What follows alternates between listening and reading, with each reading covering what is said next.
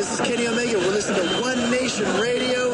Check it out, guys. These guys know what's up. Big Kenny Omega fans, and that's all that counts to me. Goodbye and good night. Bang. This is Mike Sempervive from WrestlingObserver.com. Check me out on Wrestling Observer Live every day. And also check out your boys, Rich and James, on One Nation Radio. Woo! You now rocking with One Nation Radio. Welcome to the program. James Boy, Richard Latta, and a couple friends with the show for your wrestling needs. Shopping out the wrestler, the IWC. We gon' tell her how it is. We gon' shoot from the hip. If they putting out trash, we gon' rip from the bits. Make sure that you tweet us and you rate the shows. Tell a friend to tell a friend. Now let's get it on the road. Hey, One Nation Sports. One Nation Sports. One Nation Sports. Welcome to One Nation Radio. And now here are your hosts, Rich Latta and James Boyd. Thank you for listening. SocialSuplex.com. BWB, what's up? What's good? It's Wale, and this is One Nation Radio. You already know. Welcome to part 2 of the One Nation Radio Award Show for 2017. I am joined, as always, by my co-host, James. James, what's going on, man?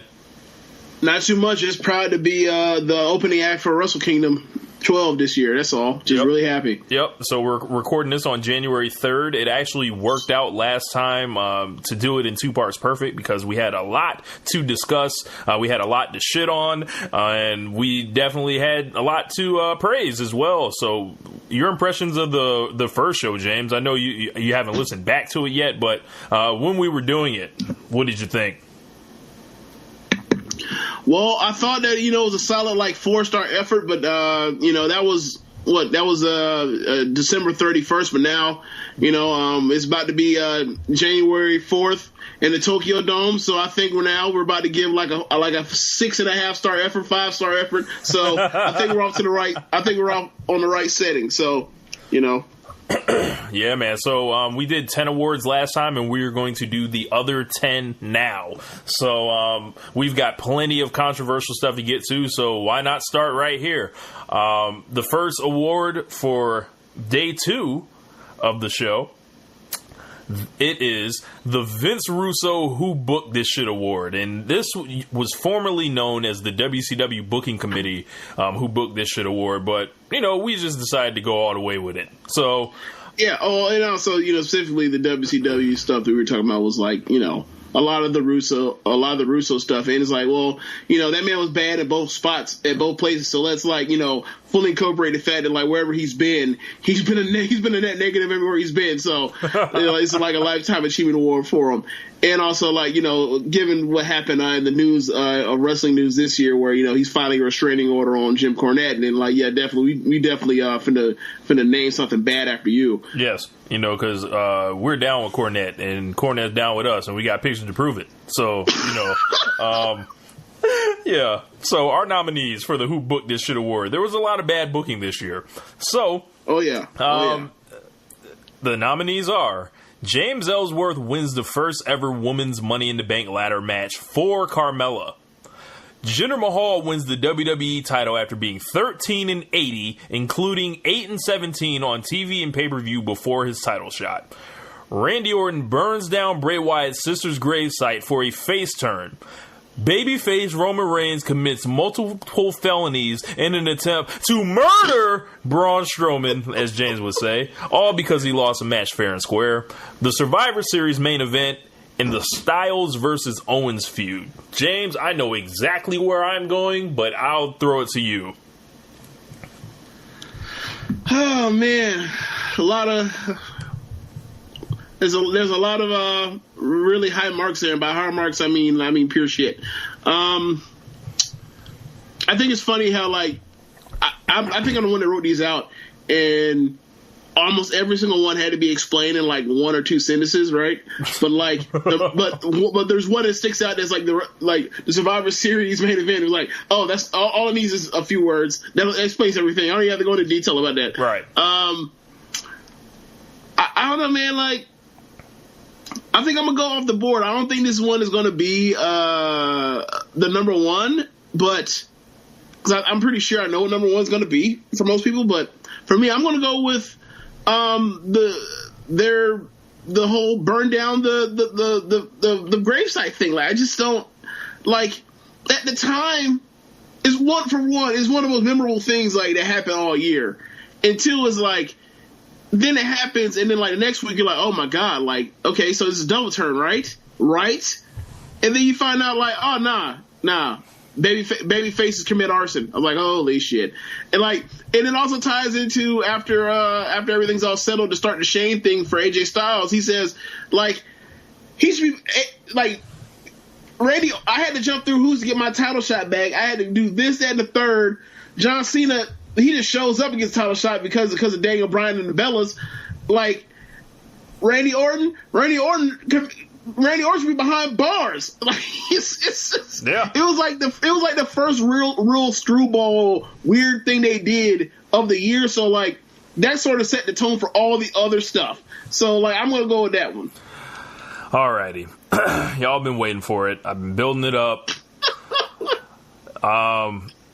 It's Jinder Mahal winning the WWE title after being 13-80, and I think the record might be even worse, including 8-17 on TV and pay-per-view before his title shot. Jinder Mahal was an absolute disaster. He was a jobber who should have never, ever gotten near the WWE title in 2018, 2017, 2016, any other year of the 2000s you want to name. This guy promptly drug main event wrestling into the absolute shitter. He was the guy that was responsible for a negative star Punjabi prison match. He was the guy that was out there with Randy Orton, stinking out main event after main event with the same finish, I might add. If he has a chemically enhanced body, I don't care. Most people do. So, this guy, I don't believe, that WWE really tried to do this. They just tried to pass this off like this was cool. Like, yeah, 6 weeks later, a jobber is going to win the world title. They absolutely wrecked SmackDown the whole year trying to cater to this bullshit. They put this guy in a suit. He tried very hard, but it just didn't work. They sacrificed Shinsuke Nakamura to him, which was an absolute...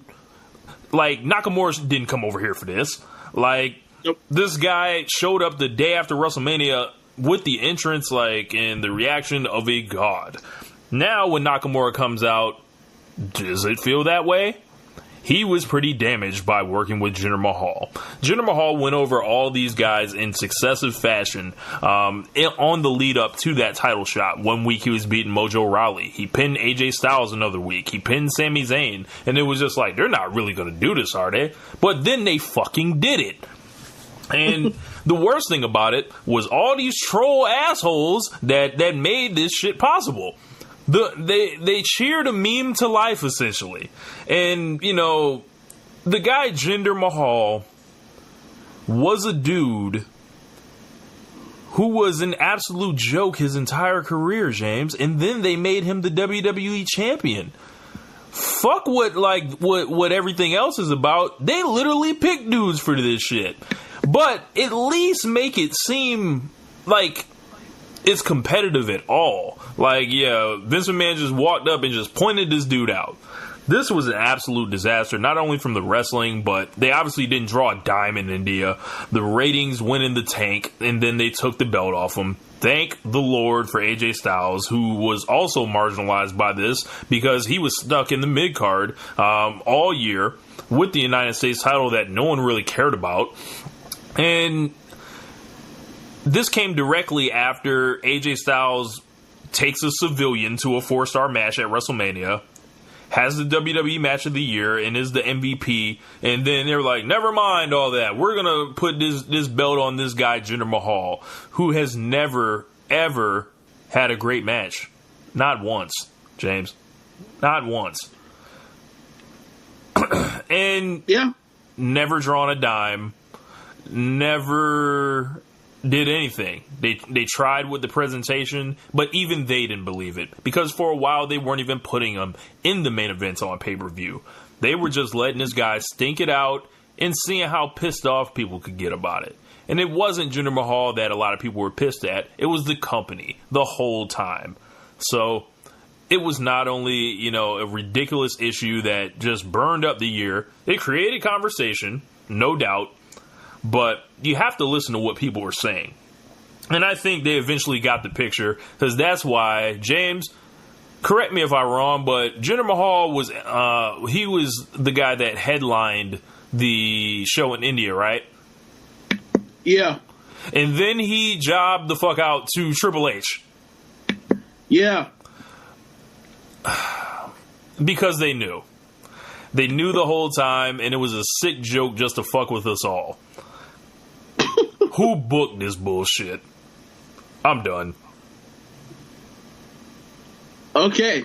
I don't think there's anything left to be said. Well, there is, this isn't the last of what we're going to be saying about how bad this was. Because it's going to reek. You're going to see the rest of these awards, where it goes from here. But let's move on to, another one. So we have the Gimmick of the Year, which is the best vehicle towards getting over, we described it as. Now, our nominees are the Fashion Files, the Miztourage, Russo Day, and the whole phrase around it, the Singh Brothers, the Yep Movement, and Elias's knockoff rock concerts, or off-brand, or great value, whichever word you want to use for not as good. James, I'll throw it to you, man. Oh, man. Towards getting over. I'm going to say, I'm going to say Rusev Day. Given where he's at, given where he started in the middle of the year, after the injury, and where he's at now, to where like the crowd is chanting for him every tag match. They look like fools for not having them be the next tag challengers. I think that's the reason why they did what they did on SmackDown just the other day. And they kind of realized that they made a mistake with Shelton and Shelton and Gable, and they're going to be like, all right, we gave you your tag shot, you've been beat, you're done, you go to the end of the line, like you got to fight the Brooklyn Brawler tag team, and then like we're going to start off with Rusev Day. So I think. Or possibly either that, or they're going to continue doing the New Day thing, New Day versus Rusev Day. But either way, like, we're back from some technical difficulties. James, you were saying the crowd, it feels organic with Rusev Day. Yeah, so I think they should continue into this year, making the best out of that for what they have, because there's not too many tag acts that are just actually get some type of heat or crowd response. So they should make the best of this as they go, because, Aiden English and Rusev together as a team, like, that's the drizzling shits on paper. Like, there's no way that this should have worked. Yeah, not at all. So, like, so for me, like, that's why I took that at heart. I mean, this is like a late comer, because, like, Rusev Day wasn't, like, a thing, like, 3 months ago. Right. And before that, I probably would have leaned towards the Singh Brothers, but Rusev Day is like getting so hot where it's getting to like not quite Daniel Bryan levels of like chanting for it like during other segments, because there was a Rusev Day chant happening on Raw on Monday, so it was like, what the hell's going on here? But I'm going to go ahead and agree on that. I do want to give a shout out to the Singh Brothers, who became the best part of every one of Jinder Mahal's WWE Championship matches. Except the last one, but he wasn't the champion then. But these dudes saw the opportunity and they seized it, and they went up there and was willing to go through those tables off the Punjabi prison. They were going out there to do the talking. They were taking them bumps from Randy Orton and getting their ass whooped. And I think, as we mentioned before, they were out here with me and you. So, essentially. But, yeah, the Singh Brothers were definitely good, but Rusev Day is the clear winner here. It looks like it's going to affect into 2018, so I don't know if that's just a function of it coming along so late, but nevertheless, Rusev Day is where it's at right now. And if you don't know what day it is, there is a website, James, that was created to tell you if it is indeed Rusev Day or not. It's funny, like, my birthday is November 29th. No, it's not. And it's Rusev. It's on Rusev Day. Okay, you're killing my. I'm going to get to that. Like, my birthday's on November 29th, and then Jeremy, Jeremy and Josh all went somewhere to eat, And Jeremy comes up to me and says, "Happy birthday." I'm like, "Happy birthday? It's Rusev Day." Like that's where this thing has gotten to, like, that fast. Like, it's spreading like wildfire. Like, I need to get me a Rusev Day shirt. Yeah. And I don't really buy wrestling merch like that. It's just funny. It's goofy. Yep. So our next nominee, the WWE pay-per-view / network special match of the year for the main roster. We'll be getting to everything else later. Our 5 nominees: AJ Styles versus John Cena at the Royal Rumble, AJ Styles versus Brock Lesnar at Survivor Series, Kevin Owens versus Roman Reigns at the Royal Rumble, The New Day versus the Usos at Hell in a Cell in the Hell in a Cell, Roman Reigns versus Braun Strowman at Fastlane. I don't know if you want to go first, James, or I can go. It doesn't matter. Cena versus Styles at Royal Rumble. I mean, I don't think there's anything even in, like, the same stratus on the main roster. I just think it's a notch above everything else. Especially I mean, I'm not really doing this, including that, but, like, if you also include the build to it, then, like, it was highly anticipated. People wanted to actually see it. That's also another thing about this. And I mean, it was excellent from top to bottom, and it was one of the rare sequels that's better than the original. So I loved it. Do I wish that he had not called him just a guy from Atlanta? Yeah, but we still got heat there, and I think this is I think that was one of the things with AJ Styles is further proof that you put on an main event and you don't get in the way of it. Like, you're gonna have yourself a great match, and the fans will have their money's worth regardless of whatever garbage you put on the rest of the card, if you so choose to do such a thing. He erases a lot of mistakes booking wise. He's that kind of guy. Yeah, and I would go with John Cena and AJ Styles, and I really would. And I thought about this long and hard, but I think something that subconsciously always got to me about that match was knowing where it was going. And, whether fair or not, that's just how I evaluated the match. And I wasn't excited during it. It was like, oh, okay, everything looks really good, but I can't believe they're making Cena the champion. And, oh, shit, where's AJ Styles going? Oh, fuck, he's going to fight Shane McMahon at WrestleMania. My match of the year was the only match in WWE that I gave a 5-star rating to. And it was the New Day versus the Usos in the Hell in a Cell match. It was a demonstration of violence, innovation, and creativity in ways that we hadn't seen from tag teams nearly ever. It was, as we mentioned before, a competition to see who's the best. The booking in this led them to that point. So it has the great build. It has the competitive nature. It has the unpredictability. We didn't know who was going to win this match when it was happening.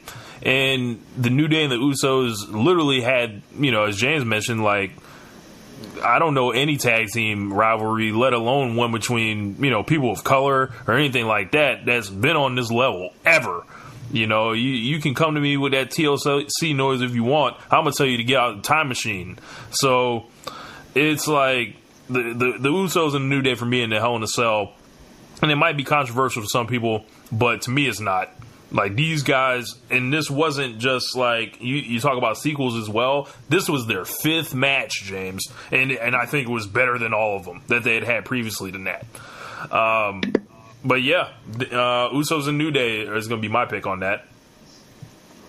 Yeah, I think that's my second favorite match, and along this category, I think this is what I would have placed second. But I just, it was just a different level to me. And there is something to be said for, like, what draws your attention and what drew your eyes or whatever to the screen. And I remember watching the Royal Rumble with y'all, because I think it was me, you, Jeremy, and our homeboy Belvis. And, like, I literally sat up out my seat, like, at the start of the match, like, or once the video package started. And, like, I was watching, and that's, like, really the only kind of, I think there might be one other match that kind of did that for me this entire all of last year. So, for me, that's what kind of sticks in my mind, and like just to be absolutely like edge of your seat the whole way out, because like you kind of knew where it was going, but like hell, the way they fought, like, you know, it didn't really show itself until the very end, and also like, you know, that was a New Japan finish, so I also appreciate that too, like, because that was their version of Okada Omega, so like I definitely so that's why I gave the advantage. But like, if in a world where that doesn't exist, or in a world where we put in like that happened so far in advance that I almost don't even feel like a part of 2007, especially because like it was excellent and there wasn't that much excellent this year. Yeah. You'd be like, yeah, I would definitely go with your pick. Yeah. So our next award, the WWE Pay-Per-View of the Year in this category, James. There wasn't a lot to choose from, everybody. I don't think this was a particularly excellent year all around in any aspect of WWE except tag team wrestling. But on the pay-per-views, SmackDown in particular was a dumpster fire for literally half the year. Raw was just, they would do things where baby faces never got to like prosper at the end, and everything was just really average altogether. Like, there was nothing that could really stand out, because I don't know if people weren't given a chance or being given a chance to stand out or anything like that. But the nominees for pay-per-view of the year are the Royal Rumble, Elimination Chamber, WrestleMania 33, SummerSlam, and Survivor Series. James, I'll throw it to you on this one. Is this the first year where, like, every member of the Big Four actually got nominated? That we've done this? Yeah, it might be. I mean, not to say that, like, you know, that SummerSlam or Royal Rumble, Survivor Series, or WrestleMania are perfect, but, like, it's almost as if, like, there was a brand split and it hampers how good these shows can be. Right? Yeah, I'm gonna be a prisoner of the moment. I'm gonna go with Survivor Series. I really enjoyed the format this year, even though like they ultimately were only fighting for bragging. Sorry, that's Starrcade '95. Yeah, even though they were ultimately only fighting for bragging rights, I was still compelled by it, and I was still like. And you even watch if you watch the show back, you'll see people were actually like really into the actual idea of brand versus brand, even though it's like who could possibly watch a SmackDown that's also watching Raw, but you actually got the back and forth during the Survivor Series matches. Let's go SmackDown, let's go Raw,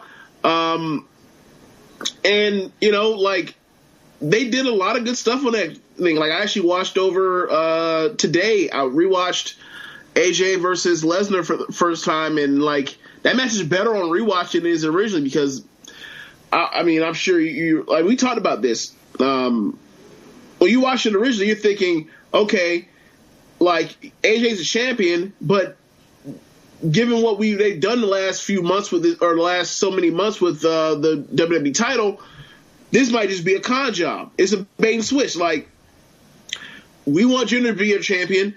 We don't want to get slaughtered by Brock Lesnar. Let's make AJ champion. Let's whoop his ass. Have him come back 2 weeks later and be so whooped by Brock Lesnar that he loses the belt right back to Jinder, and we start this whole thing, this whole disaster all over again. So you get to the first half of that match, and you're thinking, oh my God, my worst fear is actually being realized here. Yep. And then they have the match, and it's like, wow, like, how nice of, like, this is why Brock Lesnar gets paid the big bucks, because when he wants to, he is absolutely awesome, and his matches are awesome. And also, what more can you say about the excellence of AJ Styles at this point? So, and you throw in, you know, like the star building performance of Asuka, the fact that they actually like really show you like where the New Day stand compared to the Shield. And also the fact that they actually got that match, because I mean, I never would have. It's like that was the biggest profile match of their entire careers. Like, I you know, you get the weird main event, but like for a 4-hour show, like, that's about as well of a 4-hour show you can expect from WWE television. There's a hole in every single one of these shows, and the common theme is they are the 4-hour shows, and there is a huge dead spot or a portion that everyone abhors, like the Royal Rumble. You're not down with Randy Orton. You can get with the rest of the card. WrestleMania 33, the entire second half of the card is just like awful. Aside from like the Lesnar match. Right. SummerSlam, the first half of the card, booty. Yeah. And then the main event, which lasts like an hour. Or, I don't know, like 45 minutes or something like that. And that was a really big miss for me. So, Elimination Chamber wasn't on the level of these other shows, but I do think it was the best pay-per-view that a brand did. Also, a special shout-out to Great Balls of Fire. But that would be up there. That would be up there, but that was the best one, but they had so many like bad finishes on that card. Yeah. Like the wrestling was there, but the finishes, but the booking let down that show. And No Mercy as well, like where they decided to have WrestleMania 33 and a half. Yeah. So this is a weird one for me because I don't particularly like to cape for any of these shows. I went into WrestleMania just believing it was going to be a dumpster fire. Royal Rumble, that Randy Orton stuff rubbed me the wrong way. The first half of SummerSlam, as I mentioned, was just big show and big cast and good God. What else was on the first half of that show? Cena and Corbin just screwing off. SummerSlam? Yeah. Oh my God. Dude, bad, real bad. Michael Jackson. Yes. And it was literally like the first hour of SummerSlam that just was absolutely just terrible. Dreadful. Like, everything wrong with the company at the time. They didn't know how to, time things out. They had John Cena going over Baron Corbin. They left the Usos and the New Day off the pay-per-view. Yeah. They had Randy Orton and Russo, Sasha and Alexa, Finn Balor and Bray Wyatt. It was just bad up until that point. And then it turned around a little bit. So you started getting, the Dean Ambrose and, those guys. But the damage was done. So I'm going to agree with you, James. I'm going to say Survivor Series. If one can look past the main event, I think you got a lot there. And the Shield and New Day is getting really high marks from some folks we really rock with and value their opinion. The deal with Brock and AJ, of course, and certain parts of the main event were good. It was exciting to see. The beginning. The beginning. The very beginning. Until they said, hey, we need to get all these good workers out here because we don't want them to fuck it up for the rest of us. Yes. That's when everything We need to showcase these old guys. And yeah, but besides from that, I could go with Survivor Series as being the best in a batch of doo-doo. So, our next award, did I skip one? No, I did not. So, this was a really loaded category, seeing as how WWE went ahead and gave away so many big matches on TV this year. This was a situation where we were overloaded and it really couldn't make cuts. So, starting from in chronological order to begin with, and then there's some more at the end that I added on. Charlotte versus Bayley for the Raw Women's title in February. Roman Reigns versus Cesaro, the Intercontinental title match from a December Raw. Nia Jax versus Sasha Banks for the Raw #1 contendership match in August. AJ Styles versus Randy Orton, the WWE Championship match, or #1 contender match on SmackDown Live. AJ Styles versus Dean Ambrose, January SmackDown Live. Bray Wyatt versus John Cena versus AJ Styles, Triple Threat, February SmackDown Live. The New Day versus Rusev Day versus Gable and Benjamin, SmackDown Live, #1 contender match on December. The Big Show versus Braun Strowman, the first match on Raw. The one where was that the one they broke the ring, or no? That was the second match. No, oh yeah, you're right. any combo of the Big Show Braun Strowman matches. Pretty much. That whole trilogy. Yeah, 3 really good ones.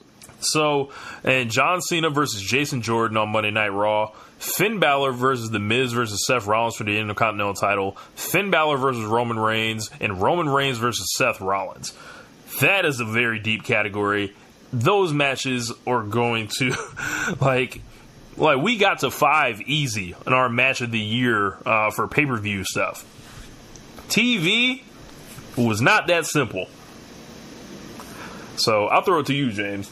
You got anything on those ones? There are 2 for me that stick out and come to mind. One sentimental, and the other one I think was just this flat out just the best wrestle match on TV this year. So I'm just gonna go ahead and say that the best wrestle match I saw on TV this year was AJ Styles versus Dean Ambrose on I think it's a January 31st episode, 31st or whatever of SmackDown Live. Yep. Like that was basically that was like that blow up of the feud. Like it was incredible. Like that was in a feud that had like that many good matches. I think that feud gave us like 3 other matches that got 4 stars or better from Dave Meltzer. I thought that might have been their best match, and that includes the freaking TLC match. Like, wow.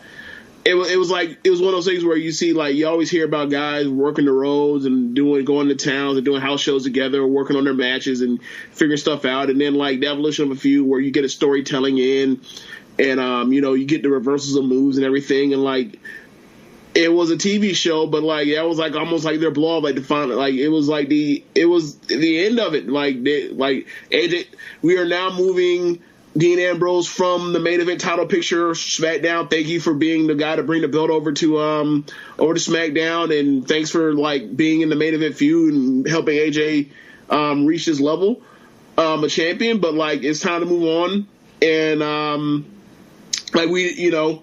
and that was a send off, and I thought it was great. So that's my answer. The sentimental pick for me would have been the February Raw where Bayley won the title first time against against Charlotte. I thought that was the best women's match of the year on the main roster. So there was that too, and also you also had all the stuff going into it with what was going to happen next week, were they going to, because of the interference with Dana Brooke and Sasha, what was going to happen, and ultimately that played out to be, part of the downfall of the Bayley character and her entire ruination of her on the main roster.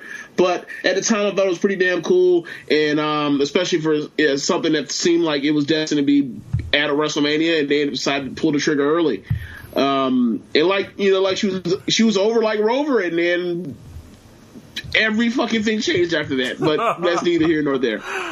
Man, so I've got 2 matches in mind, and I'm not sure how popular of a pick this might be, but I really don't give a fuck, if y'all know me. So I'm going to the number one. My winner is Finn Balor versus The Miz versus Seth Rollins.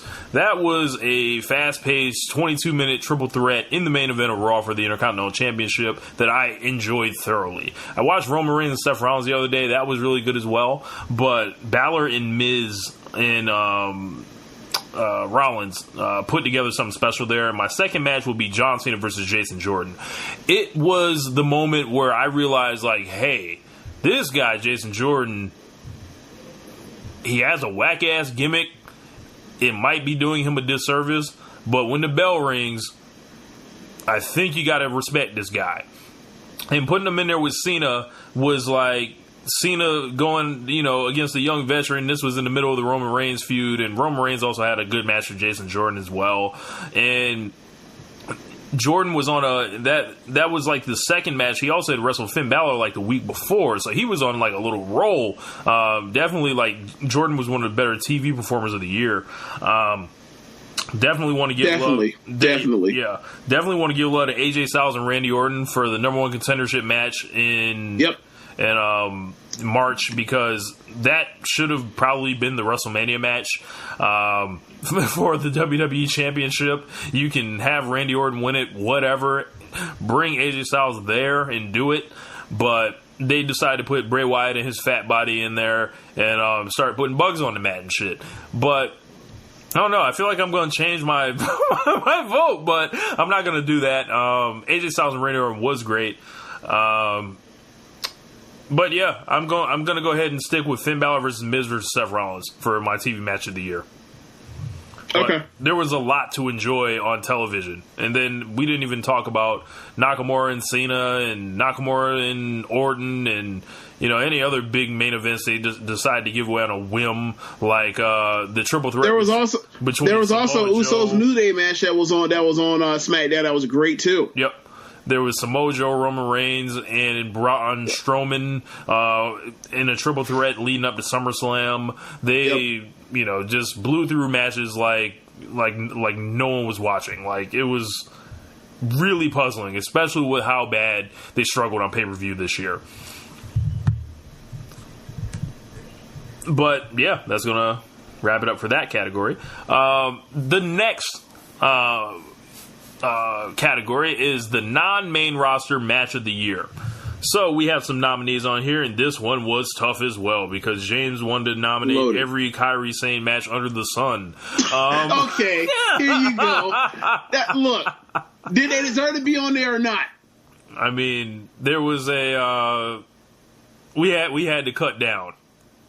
No, when we came out with a short list before we cut down, did those matches belong there? Yes or no? Some of them did. Some of them did. Okay. So we're going to start with Tyler Bate versus Pete Dunne for the UK Championship at NXT TakeOver Chicago. The Authors of Pain versus DIY, the NXT Tag Team title match from the ladder match in NXT TakeOver Chicago. Asuka versus Ember Moon for the NXT Women's title at TakeOver Brooklyn 3. Kairi Sane versus Toni Storm, the Mae Young Classic semifinal. Kairi Sane versus Bianca Belair, the Mae Young Classic quarterfinal. Aleister Black versus the Velveteen Dream at NXT TakeOver War Games. And Johnny Gargano versus Andrade Cien Almas at NXT TakeOver Brooklyn 3. This is tough. Yeah, especially... It's real tough, especially because, you could have just put in or voted for anything off of Brooklyn 3 or from War Games if you wanted to, it was that kind of year for NXT TakeOver. I went through this list and I thought to myself, why is NXT so much better at big shows than the main roster? Isn't the main roster supposed to be isn't it supposed to be developmental? Or I know they call it the third brand or whatever, but even if you want to say that, isn't this the third brand? Why are the third brand better at big shows than the top brands? I don't understand this. Man, I don't know. For me, it comes down to 3 matches. And I say 3 because those are the ones I enjoyed the most.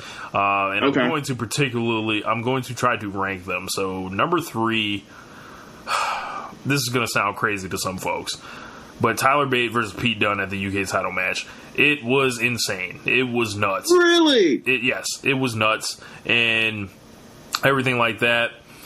But for me, I just enjoyed Black and Dream more, as well as Gargano and Almas. So my NXT match of the year is Johnny Gargano versus Andrade Cien Almas at the opener at Brooklyn 3.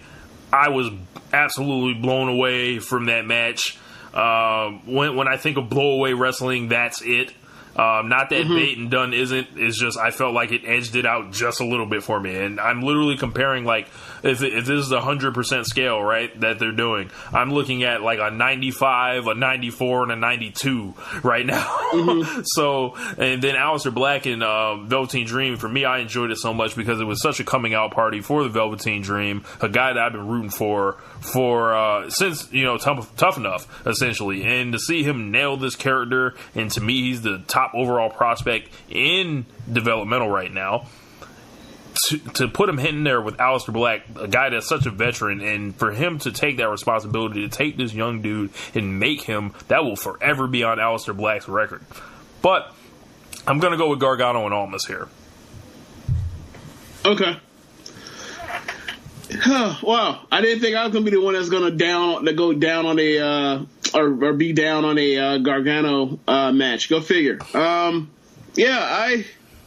For me, it's Bate versus Dunn. Like, it was at a time where I had to rewatch a lot of stuff to catch up to what I had missed because it was at a time where I was not watching the product because of the NBA playoffs. Every night like a playoff game, like Fabulous used to say. But I came back and I watched this match, and I heard good things about it, but like I was like floored. Like I thought that match might end up getting 5 stars. I thought that match was incredible. For me, and like it made me an immediate fan of Tyler Bate.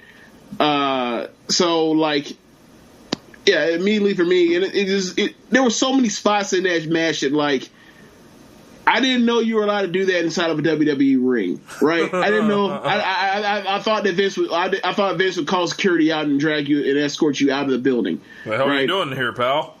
Yeah. You can't do that in a 20x20. You can take that shit else somewhere to where it's 16x16. Yeah. So that's for not me, how you work. it's NXT Chicago, the UK match, definitely. Yeah, man. So the next award, and we are coming back to it, the Die Rocky Die Failure of the Year, the award for the worst long-term direction of the year.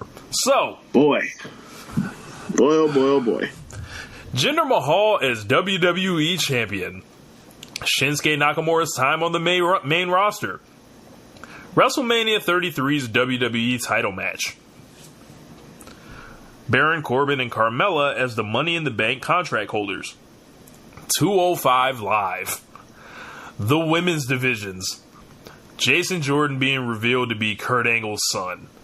Woo, we got some trash to dig through. James, I'm going to throw it to you.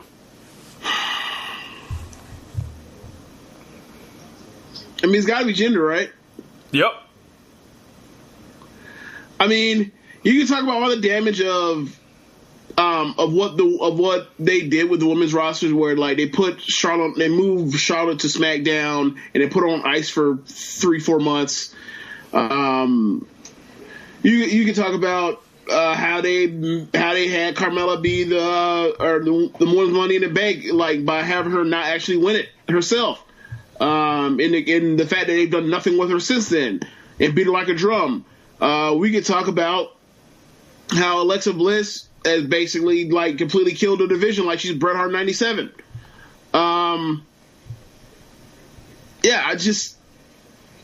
We can talk about the beginning of the damage that was done before Jinder even got there with the WWE belt when they did what they did at WrestleMania with Bray Wyatt and Randy Orton. But like when you tie the top prize, what everybody's fighting for on the brand, to this dude that like was so utterly beatable, not unbeatable, beatable, and so like not the guy, not even close, not even like in the same area code as the guy. Like, you set back the brand, you set back the company, and for what? To make a money play into a company, into a country that like already has your free pay-per-view? Like, yeah, it was terrible. I mean, at this point we're like piling on. How many more times can we say this is fucking horrible or this was fucking horrible? So it was absolutely horrible. It was Jinder. James. It was Jinder Mahal, and it was just like, you know, something that I just couldn't believe. Like with Jinder, things got so bad where they had to resort to overt racism. I went on a rant that's you know, I may actually have to rehash and put out you know, sometime soon. But you know, talking about essentially like what their title reign had degenerated to with Jinder in that spot. But without a doubt, I think the highlight of the Jinder Mahal title reign, at least for us on One Nation Radio, was the Punjabi prison post-match rant that that we kind of came up with. And for those of you that did not hear it before, we're going to flash back the audio back to July. Rich, what do you think about this match? James, it would be better if they gave us nothing. This match was less than nothing. I can't justify this fucking match. These people know what happened in this damn match. Jim Cornette told me to go fuck myself. The Rock told me to shove this match straight up my candy ass. Do you know what it's like to watch a match so bad that it feels like it's been shoved up our asses? I'm gonna lose my fucking mind over this. You know how AJ Styles was successful in pay-per-view main events? His matches involve storytelling, grace, striking, and athleticism. Mahal versus Orton has been about repeat funk finishes and the Great Khali. I can't accept this shit. Either book better main events or get a new fucking champion. -1 star. Fuck that match.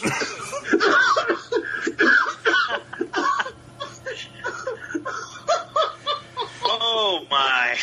Yeah, that was your flashback audio of the Punjabi prison rant. A legendary moment on One Nation Radio, if I will go ahead and say so myself. But, yeah, James, I think that's it. I mean, you could talk about Baron Corbin and Carmella, whatever. 205 Live has been really bad, you know, when they went ahead and kicked Neville in the dick and gave the belt to Enzo Amore. I can't see that show being appealing for anyone. And, you know, maybe there are people that want to, you know, go ahead and watch that 205 Live show where they do nothing but talking and chin locks. But that's not what I had in mind for 205 Live, and I don't think it's what most people had in mind. It definitely wasn't what was presented in the CWC. So, you know, WWE got their hands on it, and WWE'd it all up, and taught these guys how to work. And they have, you know, stuff happening like Grand Metalik selling the leg for the whole match, so he can't high fly. Yeah. What's the point? Yeah, I mean, when you have all of these 220 pound, 230 pound, hell, you even have 260 pound dudes doing suicide dives in matches. So it's like, okay, doesn't really work out that way when you juxtapose that with 200 or 190 pound guys, and you know the smaller dudes working the same exact style as the big dudes. So why in the hell would I want to see the smaller dudes? Yeah. They're clearly not established, and they're not being given the same creative attention. They're all having to get over together. They are all having to play second fiddle to Enzo Amore, who can't lace their boots as a wrestler.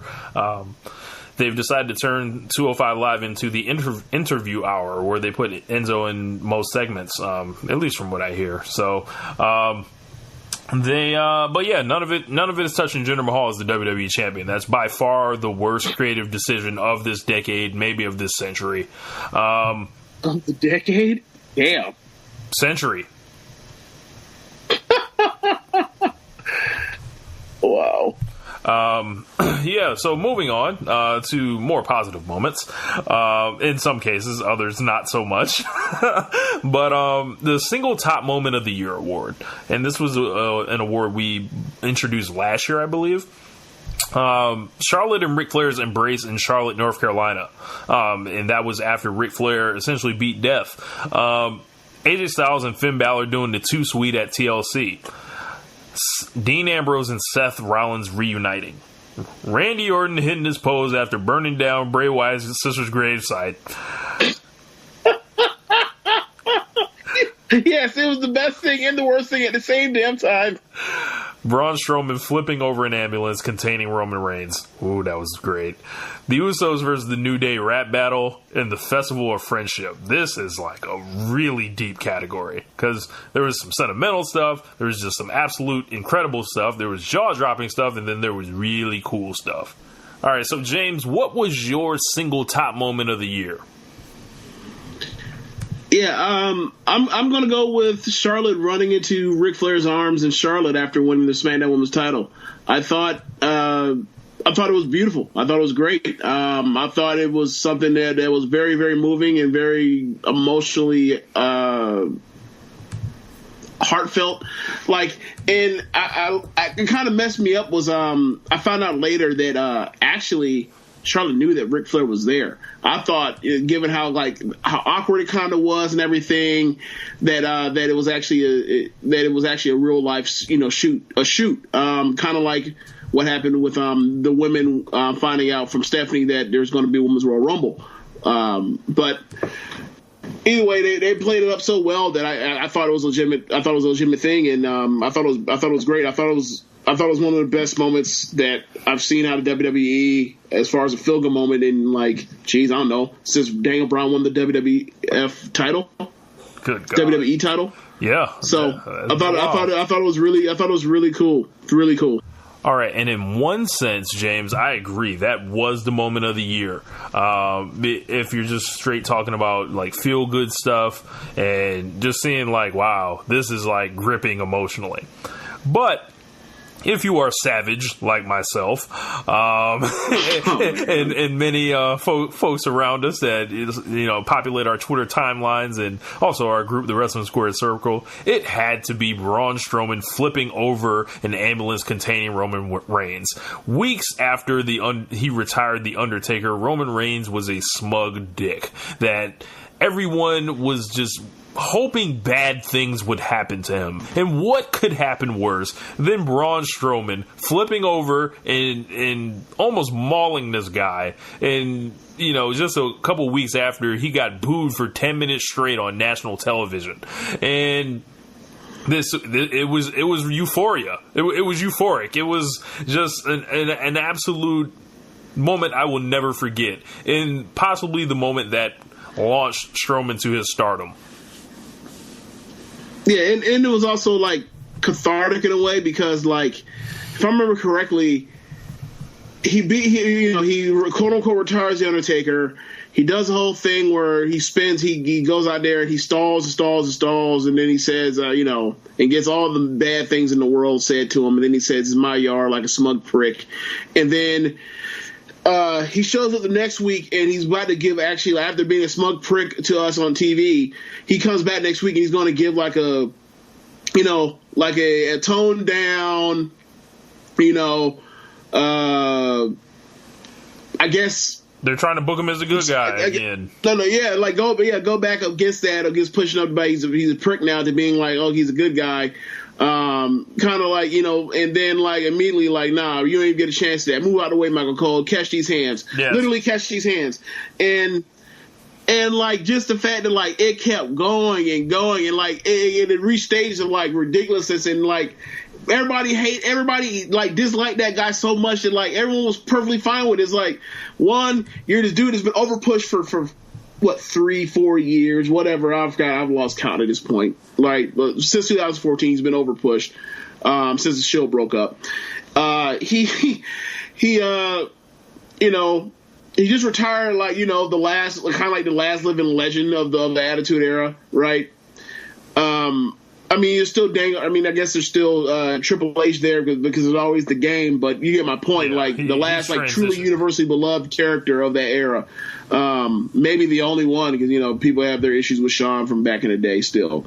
And like next thing you know, like nah, like if this is it's like nah, I'm going to kill you. And now I'm going to kill you. I'm going to throw you over the balcony, over the banister, basically, over the ledge. Then the paramedics come. All right, a little bit of technical difficulties. James, you were saying when the paramedics and the coroner came.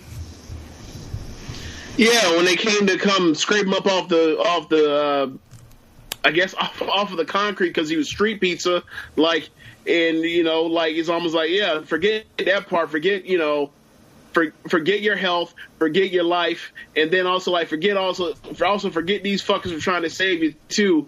And he flips over the ambulance and it's just like, this is the best thing ever.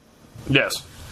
So yeah, that is for me. I love the rap battle as well. I thought it was the best segment overall that was on WWE TV this year. Just the willingness for WWE to get out the way and admit when they don't know what they're doing, because I really feel like they let these guys handle it, and those dudes delivered in spades. Also, Ambrose and Rollins reuniting, the crowd went nuts. I was fully for that.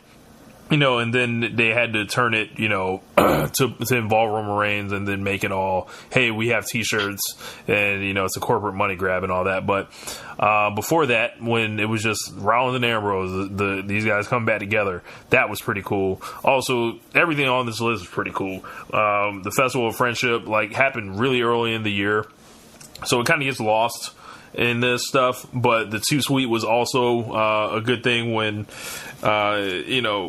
these dudes had never faced each other, even in Japan.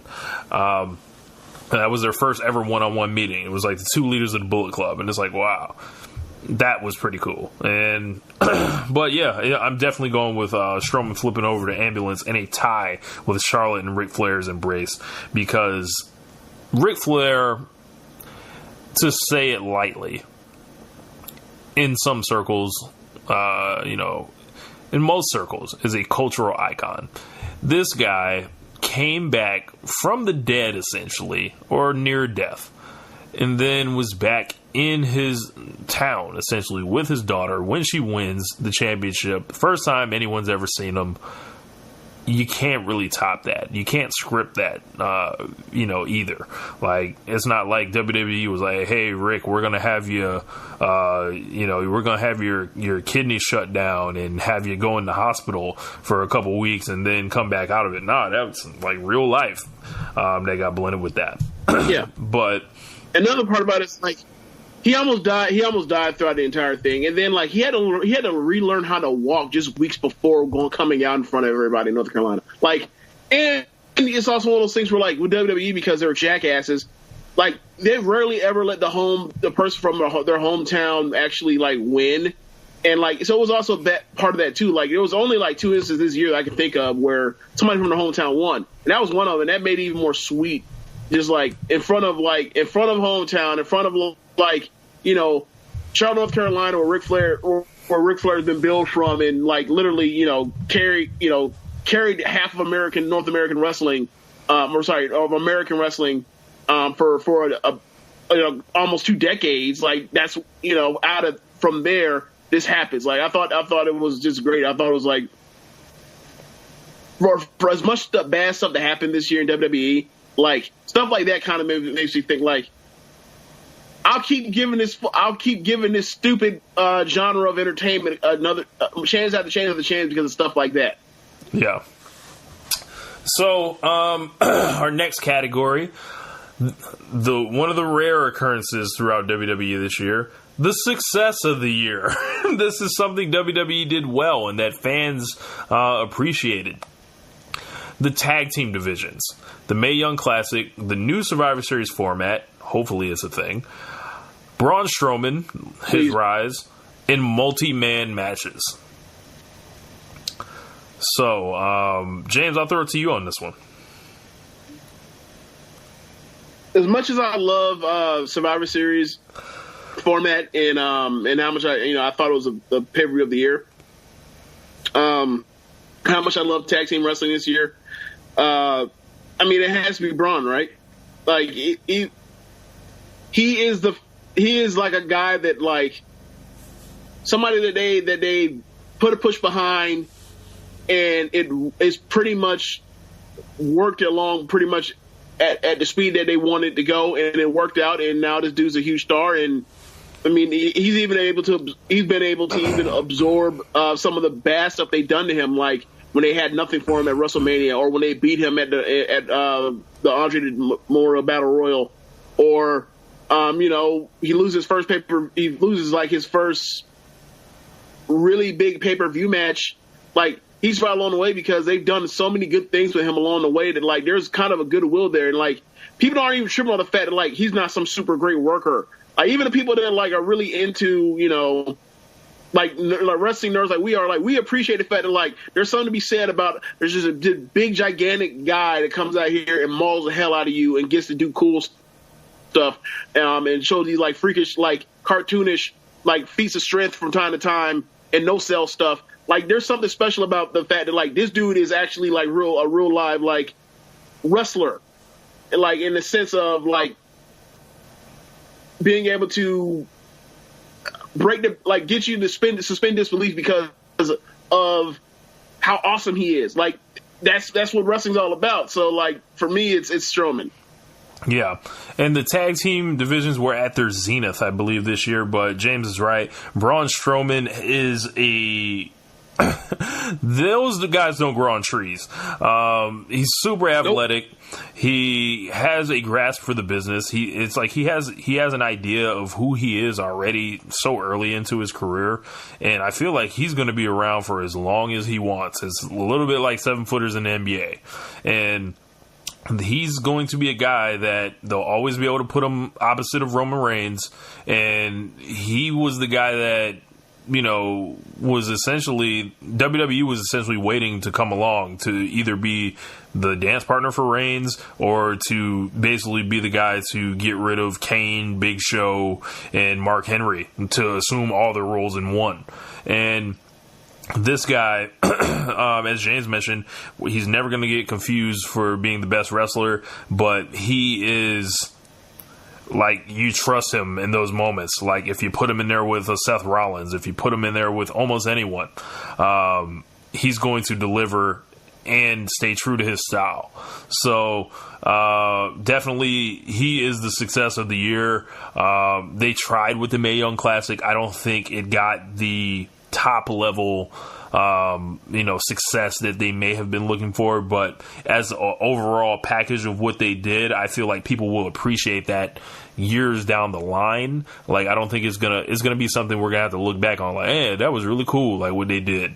But in the multi-man matches, I mean, that was kind of something we threw in there because most of them they did were really good, and the multi-man matches, they were insulated from a lot of the stuff that was happening in a lot of the one-on-one matches.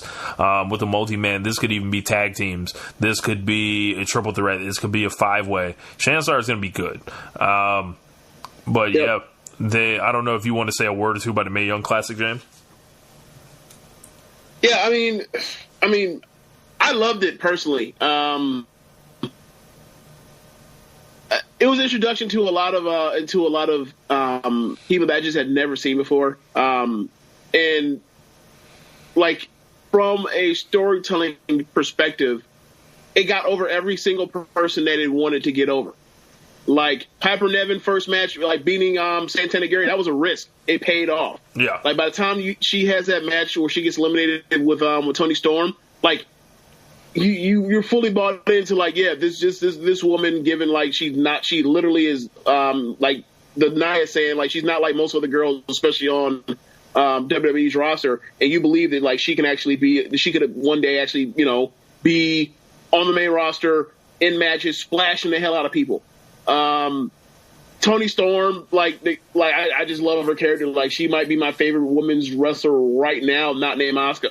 Or Bailey. So like it's really, and I've only seen her wrestle a handful of times. Like the Mae Young Classic made me want to go out of my way to go on YouTube and search around and see some of her matches. Like I saw a match with Candice LeRae. Like I'm a fan of her. Like I love it. Like she's like, to me, she's almost like a female Shawn Michaels, mid-90s Shawn Michaels, like heel Shawn Michaels. Like she's awesome. Kairi Sane, blown away by everything she did in the ring. Heard good things about her, and seeing is believing, and it was incredible. Come out party for Bianca Belair, like I loved everything that was done. Shayna Baszler, when she came out here and like it felt killing real people with her finish was incredible. Like just incredible, and the way she healed up on Candice wrestling, like I thought she came up like the biggest douche in the world, and I wanted her to get beaten, and they sold it so well going into when they went off on the network with the Mae Young Classic to set up the live show. Like I wanted nothing more than for Kairi Sane to beat the hell out of Shayna Baszler. I didn't know she could do it because Shayna was a badass thing. Like that was a perfect build. Like they did so well with that, and I think their top level matches, I mean, they're not like on par with the Cruiserweight Classic matches, but like they're on par with what they put on the women's roster or what they put on, for the main roster for the men too. So I really enjoyed it. I thought it was a success. Yeah. Well, yeah, Braun Strowman. And James, we have arrived. It is now time for the IWC Award. Funk Flex Bomb included. This is my favorite award every year. We look at all the internet controversies of the year, the biggest, most pressing issues, and we crown, what it is. And we like to go through all of these. So, first nominee, Part-Timer Mania. Next, Finn Balor being passed over for the Universal title match at the Royal Rumble for 2018 because he is not over enough. The cancellation of Talking Smack. Jinder Mahal. Misuse of the NXT call-ups. And hashtag heat. WWE's obsession with getting heat. So, James, let's go through these one by one. Part-Timer Mania. This was the biggest, most offensive version that we've ever seen of it. Would you disagree? No, I would not disagree. These guys went ahead and just, as soon as you think one part-timer's gone, they have another one. I believe you referred to it as whack-a-mole, James. Yeah, it's whack-a-mole. Like you hit like a mole sticks head out through the hole, you whack it, and then in the video game, another mole pops another head through another hole. Like it's almost like there's so many plugs.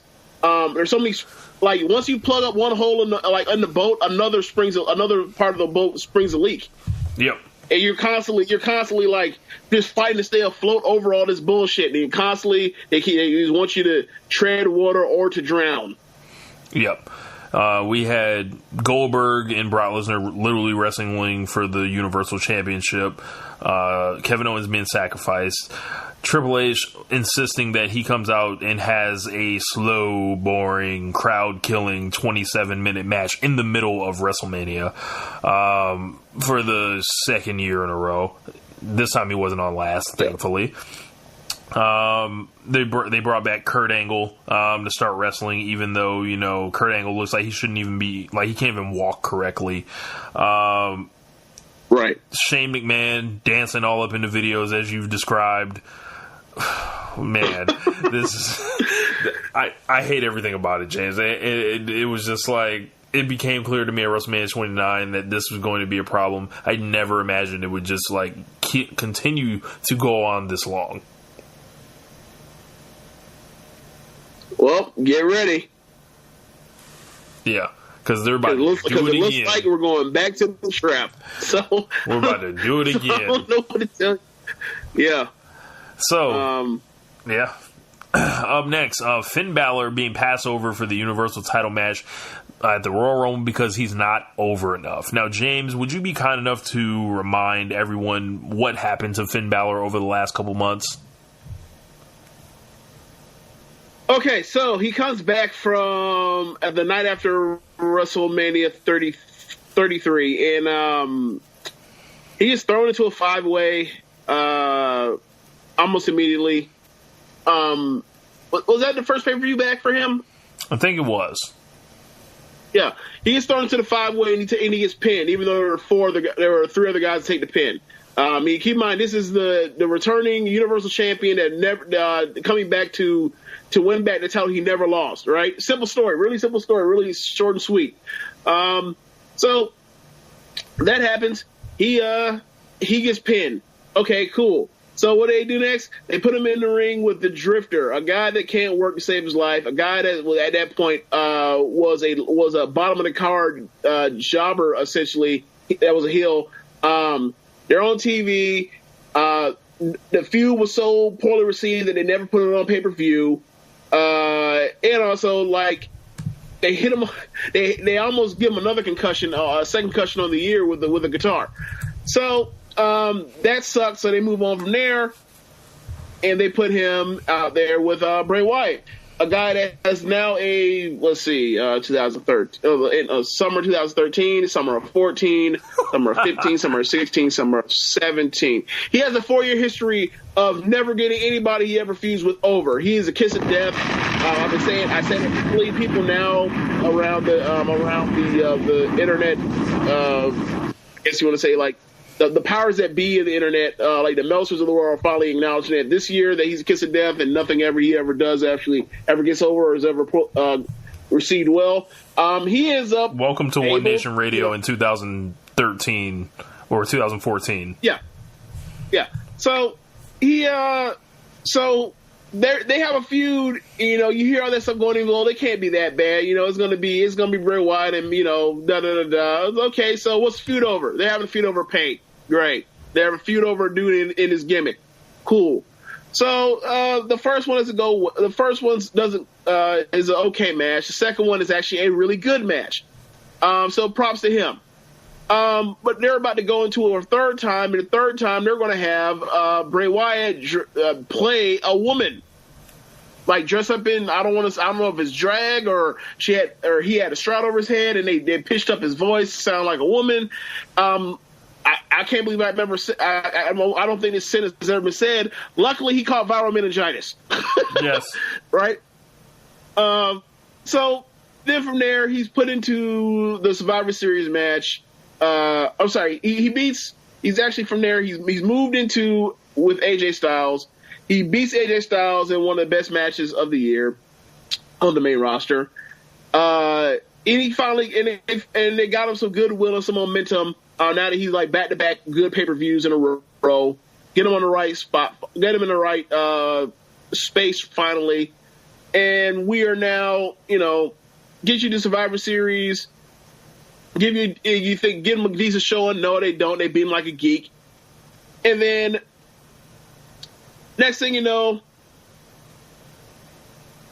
he ends up basically because of the Kane situation, where he gets buried. I'm sorry, I put this out of source. I'm sorry about this, but after he beats AJ Styles, the very next night he comes out and he gets buried. He gets squashed by Kane, a guy that's here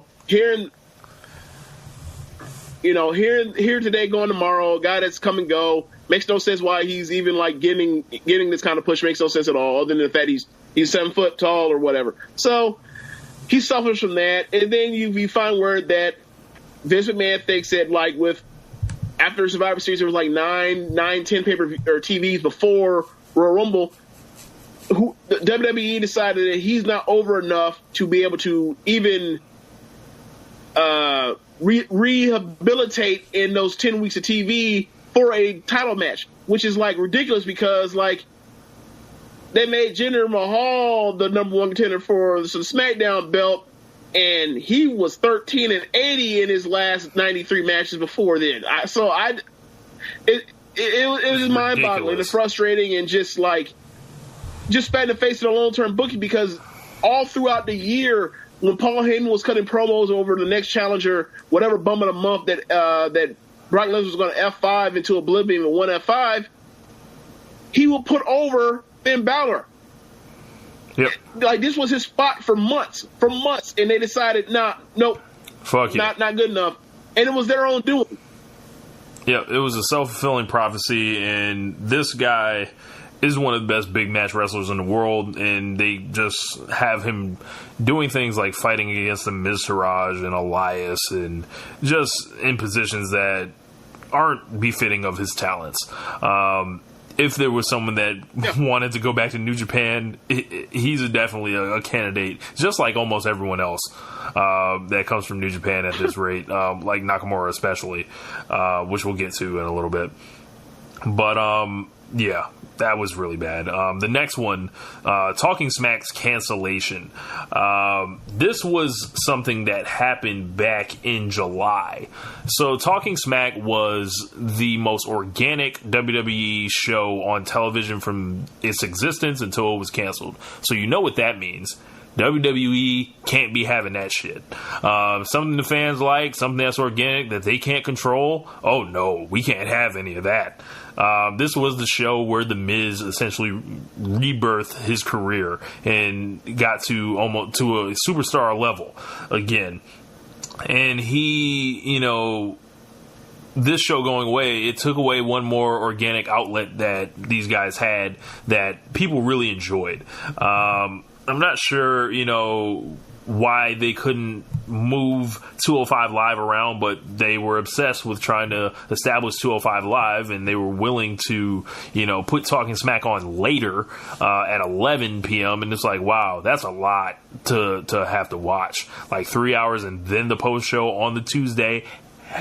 Excuse me, after the Monday Night Raw for 3 hours, and on some weeks after the pay-per-view as well. Like, that's 9 hours in a row. That's a bit much, man. Like, Miz, it was a place where Miz told us all about a coward, to that coward's face, and set that coward off the set in shame, humbled. And, that's where guys advance angles, and they started angles, and, it was arguably the best show on WWE TV. It was so unpredictable, and we never knew what was coming next. And even if we didn't see it live, it was, something that we pretty much had to go check back out. Daniel Bryan, his performance on the show, I don't think it can ever be forgotten, because he was in full give no fucks, what are you going to do, fire me mode. James, do you remember when Daniel Bryan was just giving no fucks out there? Yeah, of course. That was the best part about Talking Smack. Like, it was that, and also The Miz coming out there from time to time and, like, irritating the shit out of Renee Young and Daniel Bryan. Like, it was fantastic. I'll never forget last year around this time when they brought out Rhino as Drunk Santa, and he was saying lewd, out-of-pocket stuff to Renee. Stuff that, given the climate where we're at now with Harvey Weinstein, that would definitely fall under sexual harassment. Like, yep. It was fantastic. Like, not what he said to her was fantastic, but like, it was just so funny and so like off the cuff, and you didn't know where stuff was going, but like you still trusted what was going to happen because like they had paid you off for so many good things and to build a credibility and like a cult following amongst the internet fandom, and of course that means it had to go, I guess. The thing that I never understood was them saying that, or people explaining it as, well, them doing that costs money or whatever else, when it's like, okay, so what extra does this cost when all this stuff is already put in place and bought for to run a SmackDown show anyway? Like, it's one of the sets that is like, it's the same set you use from the pre-show announce table for pay-per-views. That's just put in the back. There's already a camera crew from SmackDown because they run the show, and you already had the talent in place because they were working the show for SmackDown. So I never saw what, other than the fact that you just say I don't like it. There's nothing from a monetary position that would say that it needs to be canceled, because there was no overhead. It's organic, and WWE has proven time and time again that they love to run away from, what may be organic in this era. Next nominee, Jinder Mahal. What more can be said about the absolute suctitude of Jinder Mahal? One thing that we didn't mention previously were the promos. When it wasn't overt racism that he had to refer to try to drum up some type of heat, it was the same exact promo over and over and over and over again, where he said, you guys don't like me because, my country and where I'm from and everything like that. It's like, okay, whatever. We heard it. It's been done. It's not new. It's not groundbreaking. It's simply not main event. This is pedestrian at best. And Jinder Mahal was an abject failure. He's the worst WWE champion I've ever seen it with my two eyes. Some reason, like, this was something that pretty much showed you what kind of fan you were on the internet. It was like, what side are you on? Essentially, you had to pick a side. All right, so are you out here drumming up this gender bullshit or no? And that was one of the first things I think you had asked Clive. I won't give out his government name. The first time we talked to him from the Ricky and Clive show, like, so we need to know where you at. So I don't know if you remember that, James. I don't remember that at all, but it sounds like something I do, I guess. Yeah. So, Jinder Mahal was an absolute dumpster fire, even more than Baron Corbin, in my opinion. But the misuse of the NXT call-ups, the next one, Shinsuke Nakamura, this was his first year on the main roster, and it was supposed to go a lot better than it did. He had big victories over John Cena and Randy Orton and absolutely nothing else. He lost to Jinder Mahal on pay-per-view multiple times, including clean. He was kicked in the dick by Baron Corbin during a pay-per-view match. He had an absolute stinker with Dolph Ziggler on pay-per-view. They had no idea what to do with the greatest Japanese stars who ever stepped foot in WWE. Not a single clue, James. Yeah, and we say that, and like they did even less with Bobby Roode. Yep, they just let Bobby Roode kind of linger really and weird, be off TV. Ty Dillinger, you barely see him. Yeah, I guess now because they're finally going to not even play around with it apparently, and they're just going to get to it with Asuka,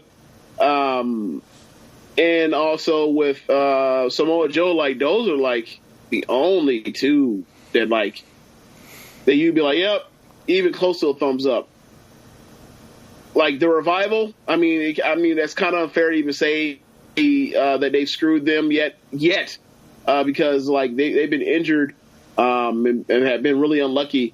But their time is coming because, they don't look good for them. How those guys look.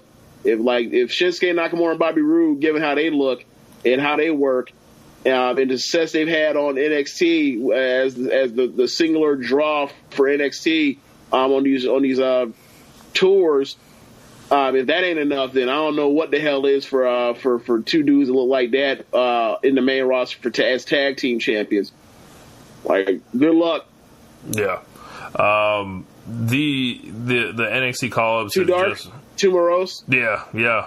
It's just been mind-boggling as our favorite stars just never seem to come out the right way. But they'll go ahead and have Elias protected for months. For some reason, like they'll make sure they'll go out of their way on commentary to make sure he's looking strong, and it's just amazing. Yeah, while he's giving matches that are fucking terrible. Like, dude, that match he had with Cena, it went 15 minutes, and then the crowd literally during Cena's comeback is chanting, "This is boring," until the finish. Damn. In heat, James, does this company know how to do anything other than get heat? In heat may actually encompass most of the other IWC awards. So, what do you think about this obsession that WWE has with heat, James? Yeah. So, are we picking it, or what are we doing? Oh, we're picking. I'm just giving every one of these their own spotlight. Oh, well, I mean, the heat thing comes from Brian Alvarez, and he had mentioned that all this company does is get heat. Like, and it's not even heat for the intention of paying it off, because that's the whole purpose of heat is we do something to piss you off, and we hope that you spend money to hope that a wrong has been righted. We rarely ever get that sort of thing. We just get, oh, we're going to do something wrong just because, like, ha ha ha, you pricks or you smucks are dumb enough that still keep watching this shit. So, yeah, that's pretty much the gist of it. Yep. So for me, the IWC award, of course, Jinder Mahal. It was the single most divisive issue on the internet. As I mentioned, it told you what kind of wrestling fan you were. It caused a lot of like wars online with people, just like, you know, if someone, it makes you question if they know the business of wrestling or not. What matters, whether wins and losses, whether looking strong matters, what, you know, your entire philosophy on wrestling is, your tolerance for terrible matches, everything. Is there anything fucking with this, James? Yeah, for me, it's heat, because like heat like also encompasses the fact that they made a dude that was a jobber the champion. Like, when you do stuff along the lines of, we're gonna have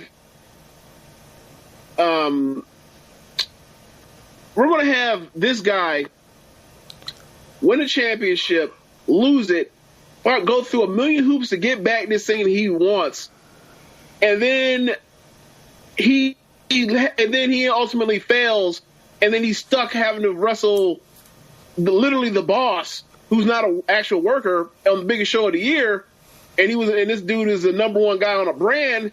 That's a failure. Like, that's heat. Like, you're doing this to piss people off. When you have a dude that's a jobber win the belt, that's heat. When you have a dude win the first ever women's ladder or Money in the Bank match for a woman in a match, like, that is to piss people off. Yeah. With no plan to actually pay it off. Not at all. Like, it was one of these weird. When you have Roman Reigns come out there, you have, for example, I was going to say, when you have Roman Reigns come out there and stand for 10 minutes and just bask in the booze without really saying much at all, that's heat. Yeah, like when you do stuff like have the number one like babyface in the entire brand, like try to murder somebody, like because they simply lost a match fair and square. Like what the hell is that? Like it was a really weird year. Like dissatisfying finishes left and right. All the stupid ref shit they did with AJ Styles and Kevin Owens. Yep. Like it was one of those years where they were just like, we're just going.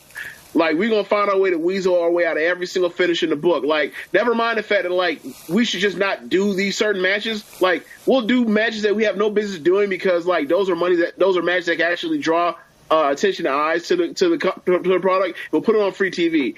And then, like, the shit that we're actually going to get that's supposed to sell the network and whatever else, like pay-per-views, like, we'll have finishes that make you scratch your head and wonder, like, what's going on. And it doesn't matter if it doesn't make any sense. Like, we're still going to have so we're just going to have Triple H come out here and beat Kurt Angle, who was on his team for Survivor Series, and then, like, confuse Shane and then have him screw over Shane as well for a reason that won't be explained until like 4 months from now, and will probably be forgotten by then. Like it all just stuff, just like just swerves and fuck finishes. It's really frustrating. Yeah, that probably is the overarching theme. I just hate that Jinder Mahal shit with a passion. Real quick before we go, because I have to get this in as far as heat. Like, we'll completely bury an entire division so we can put over one woman that can't actually really work well compared to the other wrestlers in the company. Yes. Like, it's really weird. And also, like, it's also like, by all conventions and everything aside from gender, would never, ever, ever in a million years in WWE, as a business would ever employ somebody that size, of that stature relative to the rest of the competition that strongly. It makes no sense. bunch of heat. Yeah. Can you imagine if they had? Can you ever imagine if they had Daniel Bryan like become the heel champion and then like be a chicken shit and until it's time to beat every single body in the ring with his finish in the middle of the ring, beating everybody with flying headbutts. Well, I don't think they'd ever do that. Yeah, but because it's a woman, they'd be like, oh, never mind, whatever. Yeah, they're all the same.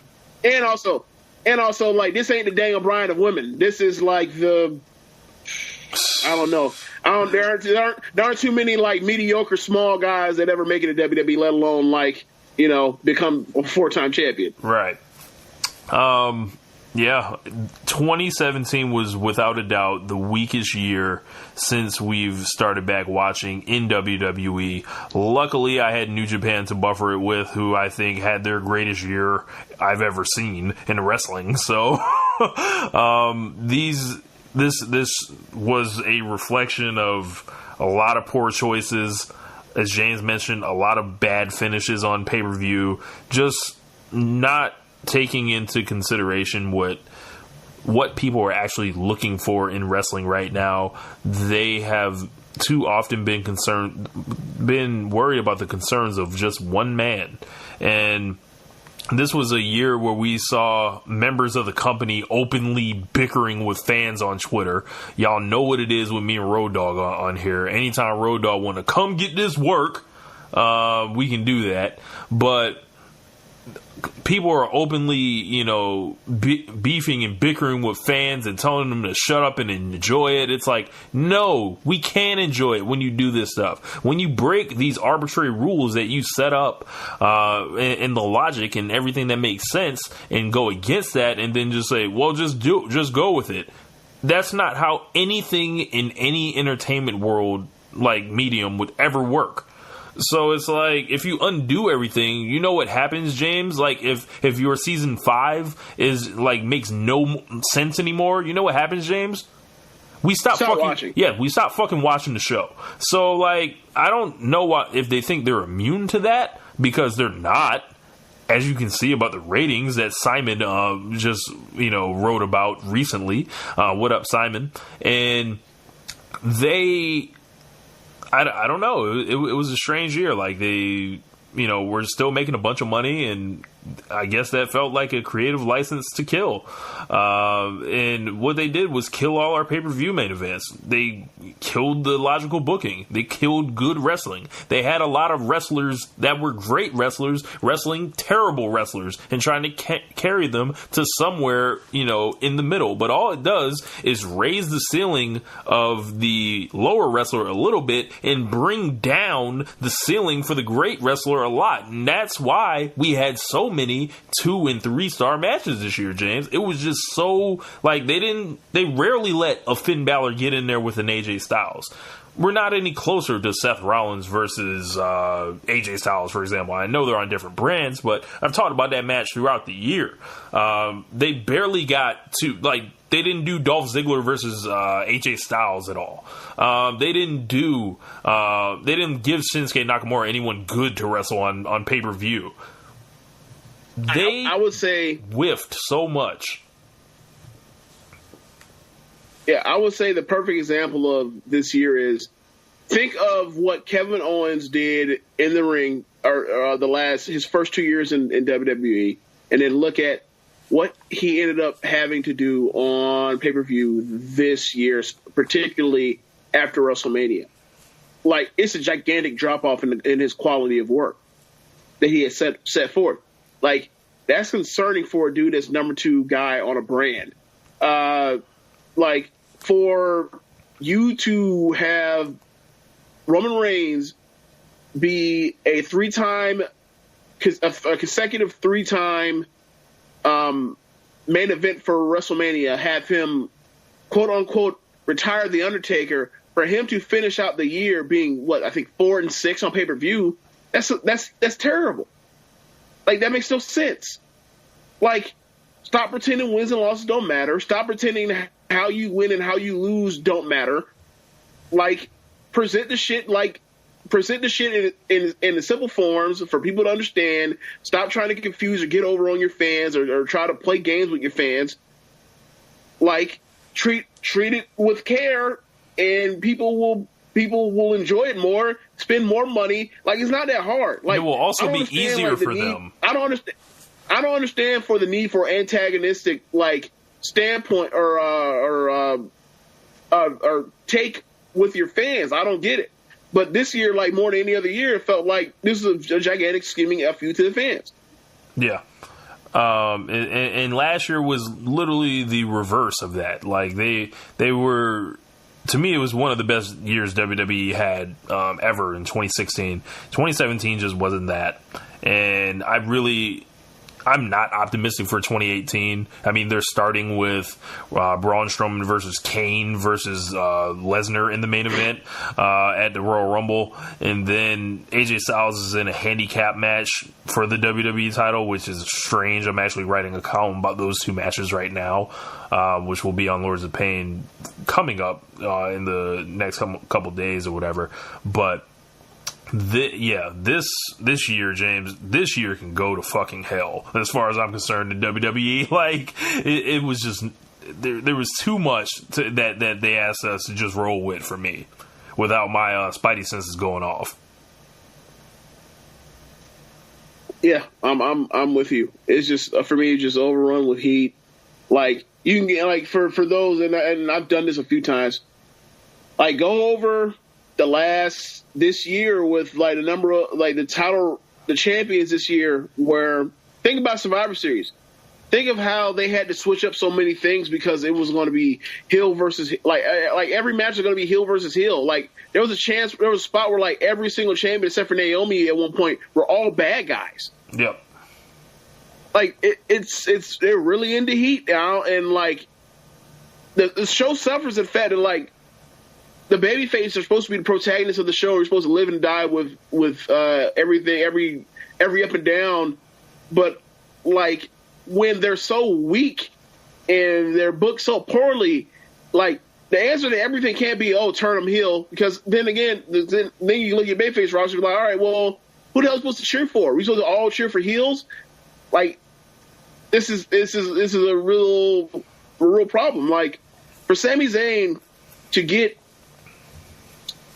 two different guys over at the beginning of the year as a babyface, at the end of the year as a heel, because y'all never want to do shit with him. That's a failure. That's a problem. Yeah, it is, especially when a guy that put up that kind of quality of work. Yeah. Are they ever gonna get a ball to him? No. I don't have no reason to believe so. Oh, man. So, yeah, that's pretty much, I think, a good place to leave it for our One Nation Radio Awards. James, this was our 6th award show. It's been, we've been doing this show for a long time. Thank you for doing this show with me always and every week or twice a week. And we picked up the amount of shows that we've done this year. We're only even getting deeper into this, I hate to say, in some respects, but I do enjoy it. I do enjoy the fellowship I created, help cultivate with the community that we've started with the Wrestling Square Circle, as well as what we got coming up with Anchor, and the Social Suplex Podcast Network is growing. We've gone international. We have our homeboys from Scotland. Shouts out to Ricky and Clive. We got the SMC podcast, and then we've also got the New Japan World covered with Jeremy and Josh. I said this on their show. I think we're all kind of collectively doing some of our best work right now with trying to give you guys good content and good hours and ways to talk about this stuff that you may not necessarily hear from every other podcast out there. I listen to a bunch of podcasts, James, but I don't know if anything I don't know if anyone does it the same way we do, and I'm kind of proud of that. So, any final words for the year on the podcast, James, and we can get up out of here. No, I would say that